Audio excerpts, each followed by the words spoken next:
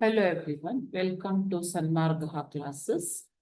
ಮುಂದಿನ ಪ್ರಶ್ನೆ ಅರ್ಥಶಾಸ್ತ್ರದ ಮೂಲ ಪರಿಕಲ್ಪನೆಗಳು ಎನ್ನುವಂತಹ ಚಾಪ್ಟರ್ ನಿಂದ ತಲಾ ವರಮಾನ ಎಂದರೇನು ಅಂತ ಕೇಳ್ತಾ ಇದ್ದಾರೆ. ತಲಾ ವರಮಾನ ಅಥವಾ ತಲಾ ಆದಾಯ. ಓಕೆ, ಒಂದು ರಾಷ್ಟ್ರದ ಜನಸಂಖ್ಯೆಯನ್ನು ಆದಾಯದಿಂದ ಭಾಗಿಸಿದಾಗ ದೊರೆಯುವ ವರಮಾನವೇ ತಲಾ ವರಮಾನ. ಓಕೆ, ಸೊ ಒಂದು ರಾಷ್ಟ್ರದ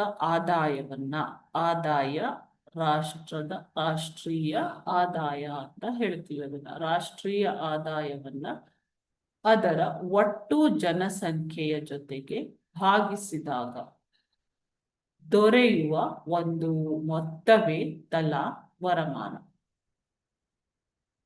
ಓಕೆನಾ? ಸೊ ಇಲ್ಲಿ ಇಲ್ಲಿ ಫಾರ್ಮುಲಾನ ಕೊಟ್ಟಿದ್ದಾರೆ.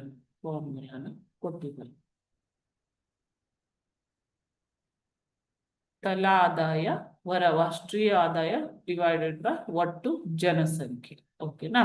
ಸೊ ರಾಷ್ಟ್ರೀಯ ವರಮಾನ ಹೆಚ್ಚಾಗಿದ್ದರೆ ತಲಾ ವರಮಾನ ಹೆಚ್ಚಾಗುತ್ತದೆ.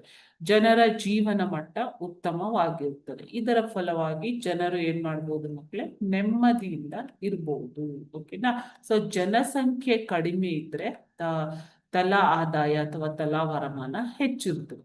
ಒಂದು ರಾಷ್ಟ್ರ ಒಂದು ವರ್ಷದ ಅವಧಿಯಲ್ಲಿ ಉತ್ಪಾದಿಸುವ ಒಟ್ಟು ಸರಕು ಮತ್ತು ಸೇವೆಗಳ ಹಣ ರೂಪದ ಮೌಲ್ಯವನ್ನೇ ನಾವು ರಾಷ್ಟ್ರೀಯ ವರಮಾನ ಅಂತ ಕರಿತೇವೆ. ಓಕೆ, ಸೊ ಆ ರಾಷ್ಟ್ರೀಯ ವರಮಾನವನ್ನ ಒಟ್ಟು ಜನಸಂಖ್ಯೆಯಿಂದ ನೀವು ಭಾಗಿಸಿದಾಗ ಸಿಗುವುದೇ ತಲಾ ವರಮಾನ. Okay, thank you.